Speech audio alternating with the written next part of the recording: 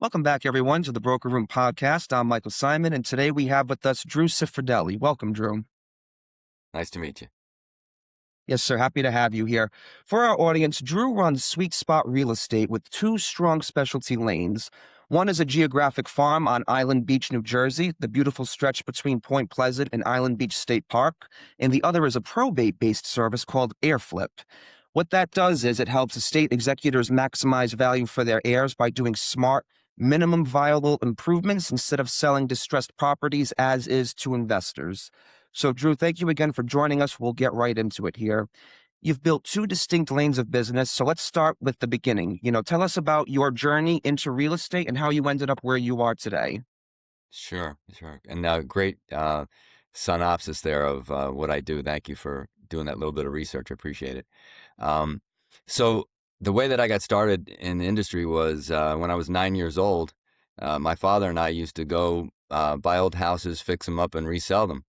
Hmm? And so I was a little kid, and I would follow my father around, and we would paint houses and clean the yards, and basically, do stuff that a 9-year-old kid could do Hmm? to improve the value of a house. You know, and I would see my father making money doing this, and think to myself, "Boy, you didn't have to do that much to the house, to get it to be marketable and sellable."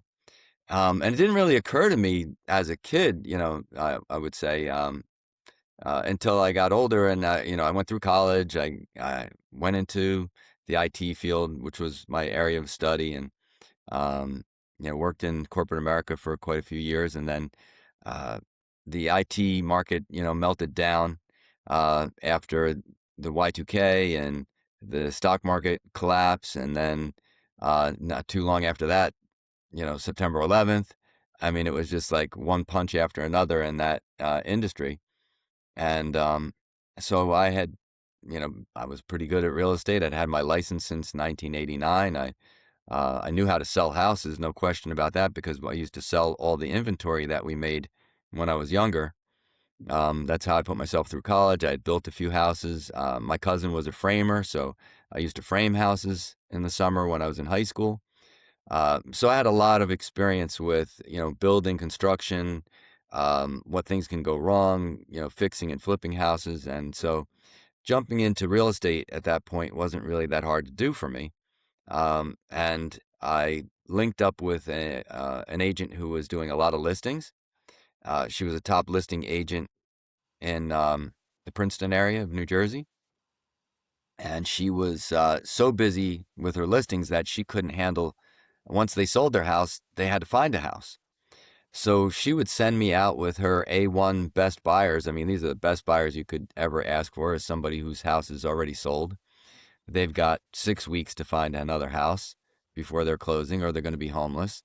They're flush with cash. They've owned a home before, so they know what home ownership is like. They know that no home is perfect, and they're highly motivated. So I got to run around with buyer after buyer after buyer, um, and really understand how buyers think, how they look at houses, what they're looking for when they're shopping for houses, some of the mistakes they commonly make, and really got good at understanding how to list a house to make sure that it sells, for top dollar, and then I already had the experience of working with my father, and what you need to do to a house in order to make it viable. And it became very apparent to me that what a lot of people were looking for was a house that was affordable, that they could do what they wanted to do with it. And that was, the overwhelming majority of the market is out there looking for something affordable. There is a group of people who are out there looking for a drop dead gorgeous house that's completely renovated and in mint condition with all the latest decorations and everything like that. Yeah, there's a few people out there that can afford those types of houses and what you might consider a traditional fix and flip. Um, and, trying to set a new record high in the market for price per square foot. Um, I don't try to go there. That's not my model. I use a value model, value optimization model. And so the idea is to take the square footage you have and do the least amount necessary to increase the value the most in the shortest amount of time, right? And that's an heir flip model. Now you can do that if you're the heir of an estate, which is where I apply that model most of the time, because honestly, it fits that type of a seller better than just about any other, because they didn't own the house. They don't really have a full vested interest in fixing up the house, because if you're the executor of an estate and let's say you have 4 other heirs, those 4 other heirs are going to get the benefit of whatever you do to it. So if you increase the value of the house $100,000, you're going to get $25,000, right? Yep. So there's diminishing returns for the executor until they meet me, right? And once they meet me, they realize, oh, the estate can pay me to increase the value $100,000. And the estate might only have to pay me $3,000, $5,000, somewhere in that price range to increase the value of $100,000. It may cost them another 5, 10, never more than $15,000 to fix up the house. So let's say there's a $20,000 investment overall to get another $100,000 back. So they get an $80,000 return on investment. And usually I can get that done in about 4 weeks, maybe 6. Most of the time, that's the same amount of time that it takes them to go through probate. So we can have the house ready for market by the time they're ready to put it on the market, by the time they have authority to do it. And we don't delay the showings or the actual sale of it at all. And, the heirs get an extra $25,000 each. Sometimes, if there's fewer heirs, maybe they get $50,000 extra each. One of the things that I do ahead of time is I go in and I make a list of, well, actually, I do something called an ARV, which a lot of investors know that terminology is after repair value. Yeah. Right. So the difference in my ARV compared to an average ARV is most ARVs are done for an investor where they say, here's the maximum amount that we can get for this property if we, get the top price per square foot and, or set a new record high and, totally max out this property, gut it, rehab it. Beautiful. Problem is that rehab is going to take a lot of money and a lot of time. And it may even involve getting permits. So everything that I do that anything that doesn't require a permit, I should be able to get it done in less than 4 weeks. And I'm not going for the top value. I do another ARV that calculates the average median value for houses in that location. So I'll give the buyer a minimum, a maximum, an average, and a median. And then we target the average median price range so that when we actually list the property, it's right in the bell curve, the middle of the bell curve for what the buyers are looking for in that market. At least 50% of those buyers in the market can afford the price that we're targeting, which immediately triggers a bidding war, right? Just you have that many buyers looking in a market, you're immediately going to get a bidding war. So even though I list it at the average median price, it always sells for over asking because of the bidding war. So we end up with a much greater return on investment because of the number of buyers that are focused on that price point and the fact that we get it on the market so quickly, and we're giving somebody a product that is value optimized. So it's priced right for what it is. And, to the buyer, it looks like a deal. Like, go look for another house in the market at that price in that neighborhood. Right? You're not going to find it. So they all fight over it. And it's in livable condition. We're not hiding anything. We never sell anything as is. As is the standard in New Jersey. Every real estate sale is as is. I don't know. A lot of people don't know that. And what as is actually means is that there's no warranty after the sale. So day of the closing, they move in, something breaks the next day. Unless they purchased a warranty, it's an as is deal. So there's never a reason to put as is into your listing unless you want to scare somebody and have them pay you less money. Yeah. All right. So, um, a lot of people will post a listing and say, oh, it's as is, CO on buyer. We're not doing anything. We're just walking away from this property. Well, most COs, certificates of occupancy, for anybody that doesn't know, are pretty easy to pass. Some towns, it's a fire extinguisher and smoke detectors. That's it. You know, in fact, I think they just eliminated fire extinguishers because they realized that people were trying to put out the fires and get it and burning in their houses. So now they decided that they just want them out of the house. Just get out, right? And so they dropped the fire extinguisher law. So now they have carbon monoxide detectors and fire extinguishers. And smoke detectors. So anyway, I digress on that. But you know, the idea is, get this house so that somebody can move into it. We do only the cosmetic stuff on the first phase. We save any material defects for the second phase. So if you can picture this, you get the house on the market. It looks great. The buyers come through. It looks beautiful. We might know that there's some material defects. And by material defects, I mean,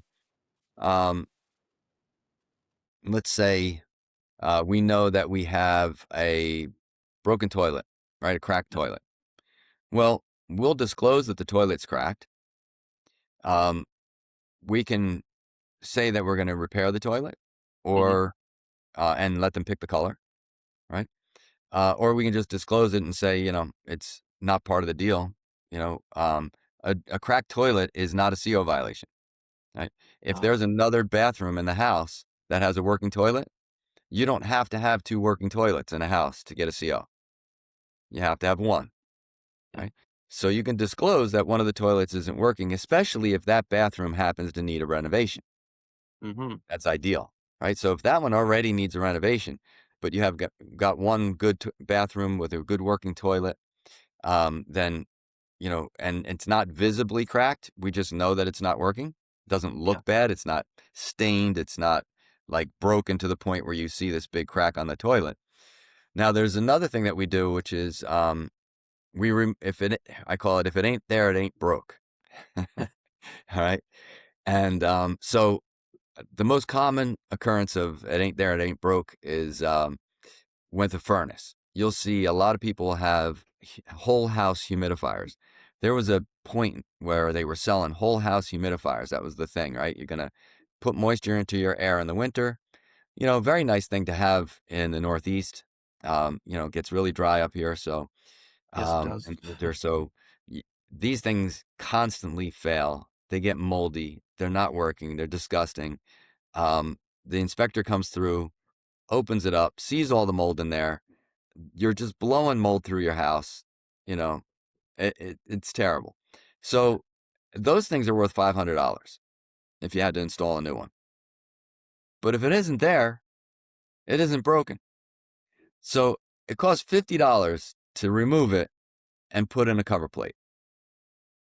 You pull it out, you close off the water supply, you put a cover plate on, inspector comes through, doesn't say anything. He doesn't say, where's the whole house humidifier? It's not there. It ain't broke. So, Like that. so that's a big part of the probate model. That's really what I want to focus on today. I'd love to hear if you have any questions about what I've said so far. There is a little bit more that I could add.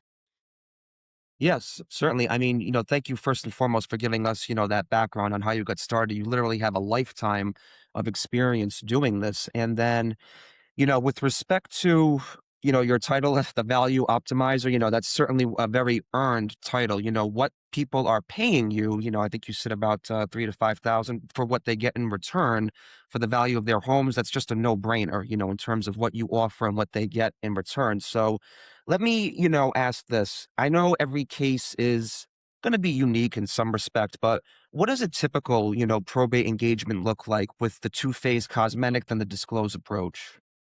Great. So it is interesting. I would say close to 60%, maybe even close to 80% of the houses that I walk into look like a crime scene. All right. Figured as much, Um, yeah. all right. The person passes away. They may have been in poor health the last 10 years of their life. They may have had home health care. The home health care people take care of the person, but they don't take care of the house. Right. Um, the last one I did, there was a leak behind the washer dryer. It was a two-story adult community. Turns out that the plumbing from the upstairs unit was when they would use one bathroom, it would overflow the plumbing in the downstairs. Um, Oh, and the laundry room was connected to the bathroom. And so the pipe would overflow behind the washer dryer. They apparently never knew where the water was coming from. It seeped out under the floor. It had old pergo flooring, which is compressed wood, like basically, you know, just paper. yeah, And that soaked up all the water, and the water just went through the whole floor and destroyed the floor. So the floor was all mushy. yeah. Um, this poor guy was living in this environment with a home health aide. Somebody Nobody ever burned. said anything? No, but nobody ever said anything, or maybe the heirs didn't care. I don't know. Um, the In this particular case, I'm thinking maybe the heirs didn't really care because having eventually met them. Yeah. Um, but at that point in time, I didn't know what had happened. The house was completely cluttered, and there was all kinds of personal belongings. Looked like a hoarding situation. Um, and then there had been some kind of a fire on the stove that, s- you know, um, it looked like actually what it looked like it was, those incense that you plug in, Yes. the plugins. Yeah. I can't tell you how many times a plug-in catches on fire. Mhm. All right. So you could see that there was an outlet underneath the kitchen cabinet that something caught on fire, and soot came out under the cabinet and up along, the cabinet face and the door and onto the hood that was over the stove. Mhm. And you know, nobody had bothered to clean it. I guess they unplugged it. The fire didn't actually, I guess, consume the house or anything like that. And this is what I walk into. All the drawers have been rummaged through, looking for money, the pockets of the coats. You could see like the clothes and everything. That just going through the cabinets, looking for that fake can that has money in it. Yeah. That's basically the agenda of whoever came through. And then I get the call, go in, and what can you do with this? So in that particular case, to most people, they would walk in and go, "Oh my God, we got to just sell this as is. Like this is terrible." But the fact of the matter is, I was able to come in there, and we were able to salvage some of the furniture to stage it. Right? We got all the flooring out. We put new floors down. We cleaned the bathrooms. We put a fresh coat of paint on. Um, there was a cracked window in the kitchen. Um, the windows are old in this house. They all need to be replaced. We're not going to replace windows, right? So that's beyond the scope. We disclose a cracked window. Um, the furnace is good. The hot water heater is good. The air conditioning works. Um, all the plumbing works aside from that one leak from the upstairs unit. So we got a plumber in there, unclogged the pipe, resolved the issue, right? Clean the house, put it on the market, right? Very quick, took 4 weeks. It's done. The executor didn't have to do anything. Both the executor and the one heir, the both of them live out of state, hours away, couldn't handle doing the work themselves. So, They just brought me in. I arranged all the contractors. I show up when the work starts. Well, actually, I should say I do the ARV, which we talked about before. So I set the price that we're trying to attain, right? So we're going for that average median price point. We're making sure we don't spend too much money to get there. All right, now I've delivered them an average median home in that neighborhood. They don't even have to use me as the listing agent. I could do this anywhere.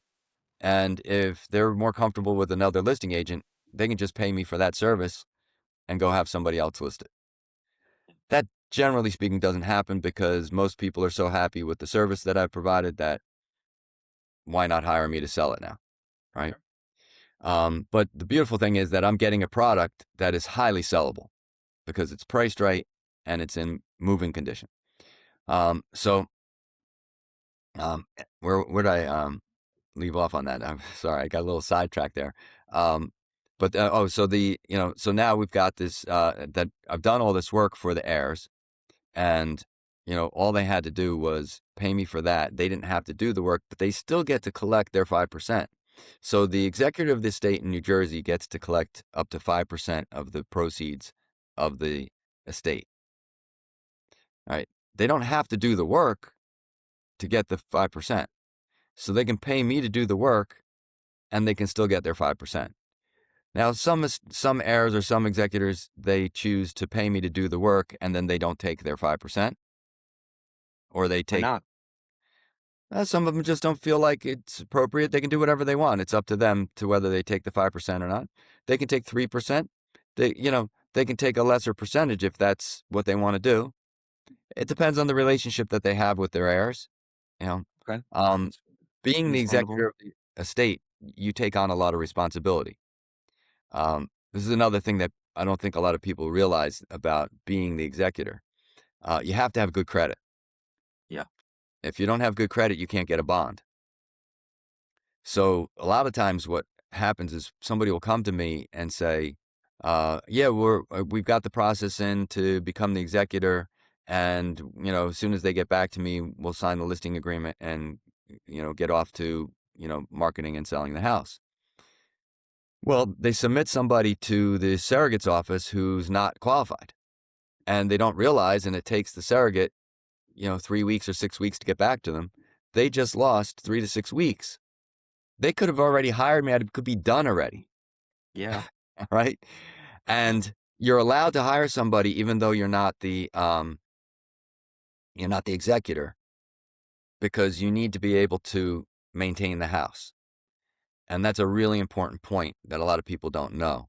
And that occurred recently on another property. So you asked me again, like, what is it? What are you typically walking into? Well, the last one, and this is a shame because they already knew me from a prior estate that I did for them, Yeah. but they didn't have the permission to be the executor yet. So they delayed calling me. Well, the house had oil heat. The tank ran out of oil in the middle of the winter. You know how bad our winter was this year. Yep. Horrible for those two All right. storms. Yeah. So all the pipes froze in the house. Yes. And they didn't know that the heat stopped working. So nothing happens until the thaw. Well, the thaw comes. They got a little lucky here because normally you would have a hot water heater that would be full of hot water. And when the pipes burst, it sprays hot water and steam throughout the whole house. They got very lucky. No steam, no hot water, because the boiler was the water heater. It doubled as the water heater. Okay. But I've been in houses where when the pipes thaw, the water heater is still working because it's gas. Yeah. And maybe they got oil heat. Whatever happens, bottom line is if you blow steam into a house, that whole house will turn to mold overnight. It will completely destroy the house. Right? They did get We lucky. got very Yeah. I've seen lucky that here. happen before. I've heard of it. Stories Yeah. too. I've seen it. It's just, it's terrible, right? I mean, the sheetrock actually just falls from the ceilings, because it gets so soaked and so heavy. So we got lucky here. The pipe that burst was in the crawl space. the crawl space filled up with water and started pouring out of the driveway. And that's how somebody noticed that there was water running down the driveway out of the crawl space. So Yeah. the fire department came, they knocked down the door, broke into the house, shut the water off, and I get the call. And so I was able to get in there, minimize the future damage. We got the windows opened up so that it would air it out, stop the mold from happening. We had a utility room that had to be gutted, some plumbing that had to be fixed in there, but generally speaking, we saved the house. Right, Mm. it could have been a complete loss. Um, and so, here we are, actually, some months later, because the first executor they submitted didn't get approved. So they had to resubmit for another executor to run it. There have been times when people haven't had anybody in the family who qualified.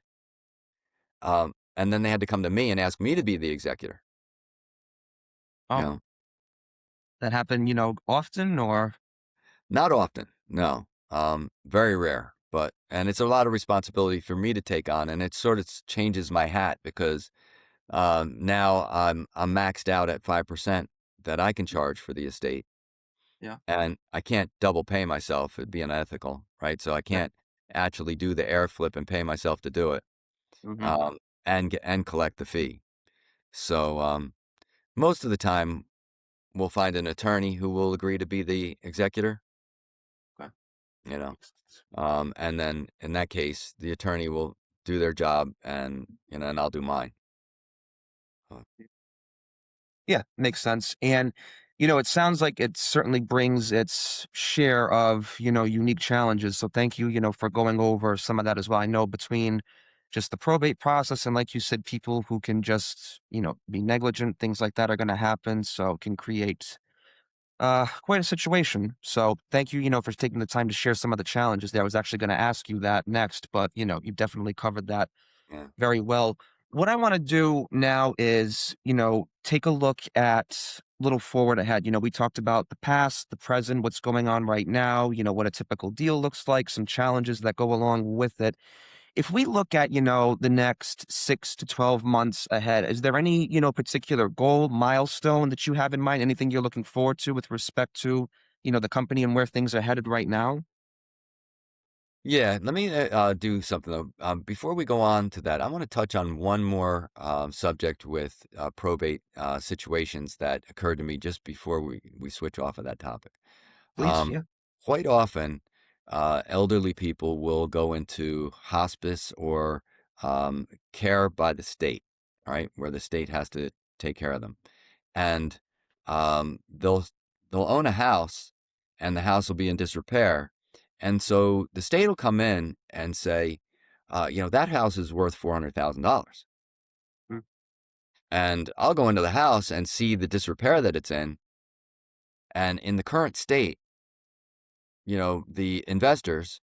And I had talked about the ARV that I prepare that I actually give three values with every ARV. So I give the value that it would be if it was totally renovated, the value that it would be if it's the average median, and then the third value that I give is the investor value. So Mm-hmm. if you're going to sell it as is, what would an investor pay for it? And typically that's somewhere between 60 and 70 cents on the dollar. So I'll take the highest number that I gave them, multiply that times 70 cents on the dollar, and most of the time, they've been receiving postcards from investors saying they'll buy houses as is, right? Oh, Because there's investors out there that monitor the probate database. And every time somebody dies, they start sending out postcards, right? yeah. And so every heir will receive postcards from, buyers that say, I'll buy any house as is, I don't care how ugly it is or whatever. So I already can anticipate what those guys are going to buy or pay because I have those investors, myself. So Mm-hmm. I can actually make an offer of 70 cents on the dollar to the seller if they really want to sell it as is and they don't want to take on the process of air flipping, right? I can still Yeah. bring them an investor who will buy it as is the way it is right now. So There's this is a total solution, right? There's no matter what you come to me with. But the situation that I'm talking about right now is you're elderly, you were taken care of by the state, you finally pass away, or maybe you're still being taken care of by the state, and they say she's never going back in that house or he's never going back in that house. You need to sell that house because we want that money. The state wants the money, Yeah. right? Mhm. And the state gets involved and they say what the house should be worth. Now, they don't go out and take a look at it. They just do a search in the neighborhood and they say, oh, well, houses in that neighborhood are selling for $400,000. So we want $400,000 for that house. And I walk in and I'm like, okay, it's a wreck, right? Like there's no way we're getting $400,000 for that house. So what do you do when some administrator at the state is telling you got to give them $400,000 for the house? I the state is trying to go to the heirs and say, hey, this is your family member that we're taking care of. If you don't get $400,000 for the house, you're paying us the difference. All right. Yep, That's a that's what they pretty big do. deal, Yeah. right? And they don't care because they just sit back and go, well, prove to us that it's not worth $400,000. All right. And I've got attorneys that will go after the state, because this is how you have to deal with the state. Oh, Right. yeah, absolutely. You have to hire an attorney to go after them. And it's a certain type of attorney that knows how to deal with them. All right. And, you go through and you set, now, can I still go in and improve the value of the estate? Well, most heirs at that point say to me, well, why would I improve the value of the estate if all that money is going to go to the state of New Jersey anyway? Why would I bother? Why would I spend a dime on it? Until they realize that the state is going to come after them for the difference. Yeah, so once you get to that $400,000 threshold, as you just mentioned, they don't get the difference anymore. So that's, the logic right there why they want to do it. Right. So maybe I can't get all the way to 400,000, right? Maybe I can get to 390. Well, if you compare that to what an investor would give you 70 cents on the dollar, or maybe even 60 cents on the dollar, depending on how bad the house is. So on a $400,000 house, you're talking $120,000 difference. Let's call it $100,000 or $110,000 difference between what I'm going to provide for them and what what an investor is going to give them. Yeah, better to give the 10K to the state versus, the other 100,000. So yeah, I get Right. that. That's a Right. no-brainer. And to have an attorney who will fight for you to not even have to pay that last 10%, Mhm. because they're not supposed to get anything more than what the value of the house is. Yep. Right. So all the way around, I love the deals. The more hair they have on them, the better it is for me. Right. Because this is my expertise. Right. So give me the hard ones. And I call up probate attorneys, and this is an answer your next question. Where is my business going? Right. So right now I'm looking for more probate attorneys who have deals with a lot of hair on them. You Another thing that you will see in probate situations is that the heirs are responsible for the debts of the deceased. So, you have to, as the executor of the estate, you have to make sure that you get the most money possible for that house, because if there are any debts that were owed, that house has to pay off all the debts. If there's not enough money to pay off all the debts, the heirs can be responsible for the debts, depending on the type of debts they are, right? So you want to get as much money as possible for that house. The state wants the executor to get as much money for that house, because the state, one of the things that the state is also concerned about, of course, is always making money off of the result of the sale. So if they can make money off of inheritance, they would love to do that. Of course. Right. So if you were to take the house and sell it to somebody for pennies on a dollar, who happens to be a friend, who turns around and sells it and makes money off of the sale and shares that profit with you on the side without them knowing about it, the state doesn't like that. Right. Of course they don't. But God forbid Right. they don't get their end. So They got to get their money, right? And so this, this system also protects the executor because everything in the system is documented. So, the repairs are documented, the after repair value is documented, the average median price is documented, the investors were willing to offer is documented, right? Everything along the way is documented. How many showings we got, how many offers we got, um, that we got multiple offers, that we got the highest and best offer, right? So that when it comes time to argue with anybody over whether or not you did things the right way, it's fully documented, Mhm. right? So nobody's going to be able to, not the heirs are going to be able to come back and accuse you of not getting them enough money for the house. The state's not going to be able to accuse you of maladministration of the estate, right? Um, Again, we're not doing anything material, no material defects to the house. I mean, we're disclosing material defects, I should say. So we're not actually fixing material defects. So we can't be held accountable for a material defect that we didn't fix properly because we're not touching them, right? We're disclosing them. That's a big difference in liability risk, right? Um, absolutely. and you can't really be charged for, um, you know, uh, defects that are cosmetic are pretty much the stuff you can see when you walk in a room. So, you can't really hide cosmetic defects. So those are the ones we focus on. Yeah. So, No, it makes sense. yeah. So we're not creating any liability, any undue or, excessive liability. We're just, it's all about disclosure and cosmetics. And then, yeah, so to go back to your question about what am I looking for as far as the business is concerned? Yeah, growing to more estate attorneys and really getting to the point where I have, um, more and more doing this service for more and more people, and then hopefully start to bring on more people and train them to do what I do.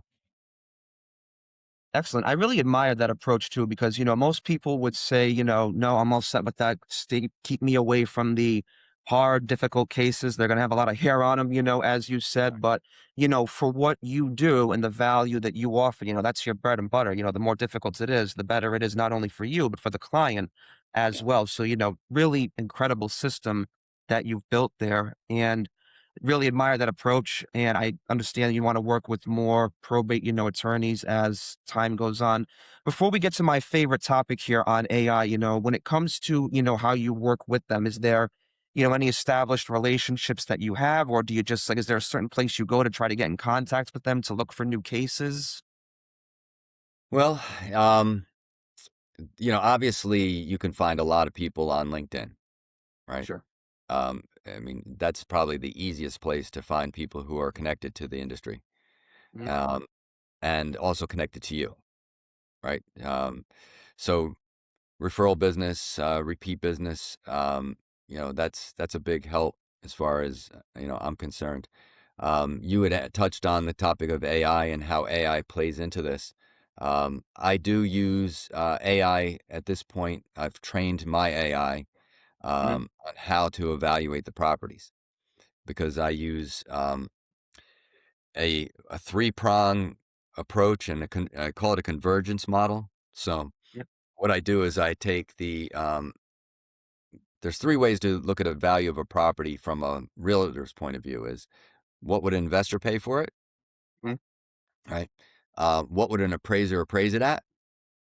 Yep. Um, and what would the market likely pay for it, right? So what's the comps out there? But I do the comps in a slightly different way from most people in my industry, because I look at the market as a whole and I say, all right, if I were to take, I just raised my kids in Robbinsville. So if I take Mhm. Robbinsville as a case and I say, what are all the houses in Robbinsville selling for price per square foot? And I'll get a minimum, a maximum, an average, and a median. And I say, all right, well, that's great. That's the whole town but how about single family detached homes? All right, well, that adjusts the number a little bit. I see it move slightly. And then I say, all right, well, this one's a 3-bedroom, 2.5 bath. So let me do it again with 3-bathroom, 2.5 bath. Does it adjust? Does the range shrink? Does the average and median move? And I keep playing with it until I see it doesn't move anymore. So, and when the average and median converge on each other, then I know that I'm closer to the right number, right? And when the range overall shrinks, and when you do, I'm a data analyst by my training, right? So that's what I went to school for. I have a master's in business administration, management and technology. So when I look at the data in the database, I try to use statistics to do it, and AI is great at statistics, right? Yes, it is. So I dump out the data in a spreadsheet, and I have AI analyze it, and I say, all right, let's get rid of all the distressed properties. Well, how do you know they're distressed? They say CO on buyer, as is condition, right? So I eliminate all the as is houses, all the CO on buyer houses. Believe it or not, AI can look through the pictures and it can tell if the house is dated, right? Yeah, it's that good. It's that good, right? If there's damage, if there's pictures of collapsed ceilings or things like that, it knows. And so I can have it go through and say, okay, we're going to use historical data to tell us what our minimum price might be, or, it's a good, like a track record thing. But then we're also going to look at active listings, because generally speaking, if we're in an up market, we want to be the lowest active listing of its kind on the market, because we want all the showings. We want the buyer to log in and look and go, holy cow, there's a 3-bedroom, 2.5 bath on the market that's priced, it's the lowest priced one on the market, and it looks great, right? And we want every single buyer in that niche to come through our door, right? Because that's what's going to cause a bidding war. And then they go and look at all the other houses that are priced higher, and they're like, well, this one's definitely worth it. So I immediately get full price offers, usually more than one, right? And it's interesting. What happens is there's a buyer will always come to me and say, can you take the house off the market immediately? I'll give you full price. And my service level agreement, which I haven't talked about, is different from my air flip piece, right? So I give my sellers a 42-day promise, which is a service level agreement, something that I took from my days in corporate America, where in the software industry, the vendors who sell you software, they also sell you a service level agreement of how they're going to maintain the software for the next year or two, right? So this is a time-based agreement. It's I take my listings for only 3 months. Most agents want 6. And my logic is that if you follow my system, we're going to be under contract within 42 days, and we're going to be closed within 3 months. So I don't need a 6-month listing. And so it's kind of a confidence position to take, to say, I'm not going to tie you up in a listing for 6 months. If we're working well together, we do everything we're supposed to do. There's no reason why your house shouldn't be sold in the first 3 weeks, right? Or under contract, I should say, in the first 3 weeks. If it's not, then we have another 3 weeks. We can make an adjustment to the house, take some feedback, do whatever we have to do. Maybe we priced it wrong, and we can adjust the price, and then the next 3 weeks it should be gone. Generally speaking, you're going to get, if you price it correctly, you're going to get about 17 showings within the first 3 weeks. Yep. If you get 17 showings, you're going to get a full price offer, at least one. And from Incredible those, the amount of showings it gets. yeah, that's fairly normal number of showings in my experience. So out of those, now if you only get 11 showings, it turns out that 11 is the typical amount you need to get one offer, right? Okay. Now if you have it priced right, of course, you can get an offer sooner, right? Because if you're on a trajectory to get 17 showings, you're going to get offers very quickly. Yeah. But if you're overpriced, and you only get 11 showings, you're going to get one low offer that you're not going to be happy with. So generally speaking, that means, okay, we've got to make an adjustment in the price. Built into my system is a calculation to figure out, based on the number of showings, whether we got offers or not, what we're going to do in order to adjust the price to get it sold in the next 3 weeks. So that's my 42-day promise. 21 days plus 21 days is 42 days. That's the promise. Now, if it turns out that for some reason the house doesn't sell at the end of the 42 days, or it's not under contract, or maybe the seller didn't want to adjust the price, they have the ability to continue to work with me if they're happy with my marketing and they're happy with my communications, and they realize that they just didn't take my advice. Not everybody wants to take my advice, and that's okay, right? Some people are like, no, I just want to wait a couple more weeks. It seems like, 3 weeks is too soon. Let's give it a few more weeks and see what happens, all right? I'm not going to cancel the listing just because they didn't take my advice, but I feel like my job or my role is to make sure that my clients don't make mistakes.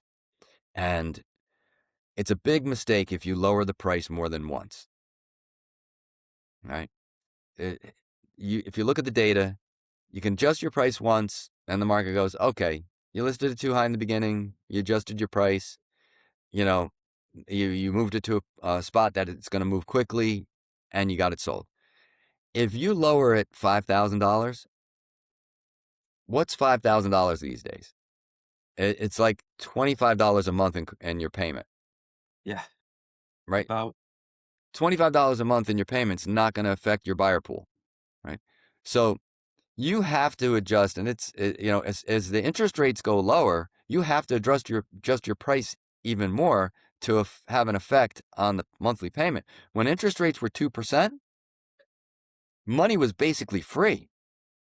So if you were off on your price and the monthly payment was too high, you had to make a $50,000 adjustment to have any decent effect on the buyer pool.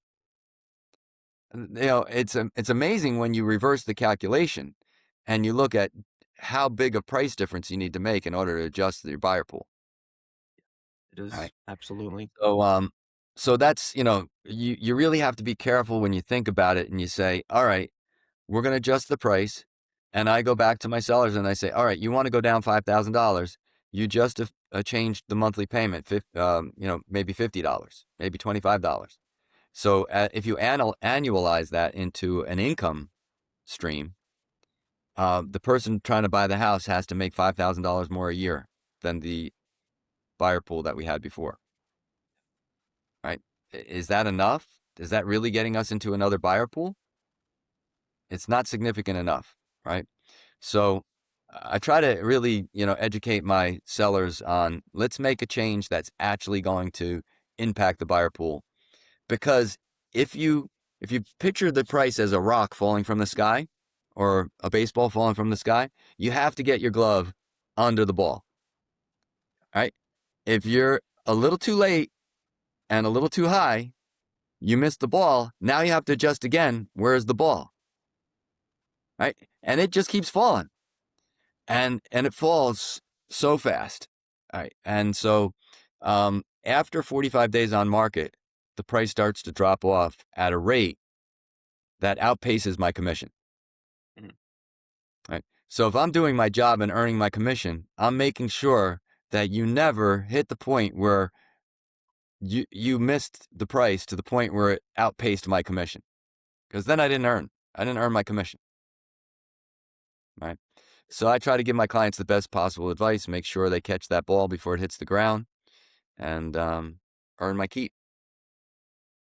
Yeah, and thank you for, telling the viewers that as well. Your 42-day promise. Very, very efficient in nature, but unfortunately, like you said, sometimes people don't always want to listen. You just gotta deal with that. But excellent, excellent system you've got set up there. And thank you for sharing how, you've incorporated AI into your practice as well. To always love talking about, AI, that being my realm of expertise. I love to see how it affects the real estate industry or really any industry for that matter. But it sounds like, you're making very good, effective use of it. The people I've spoken to have certainly used it in similar manners, whether it be for workflow automation, data research, like you just described, maybe even an AI sales development representative, somebody who can reach out to folks, gather leads for you, things of that nature. So, a lot of opportunity there, a lot of ways to, use it, incorporate it into your practice, not just to create a better experience for you, but for the client as well. So, again, I thank you for sharing that. And as we come up on time here, this has just been really excellent. You've given us a clear, practical look at two smart real estate niches and how you're delivering real,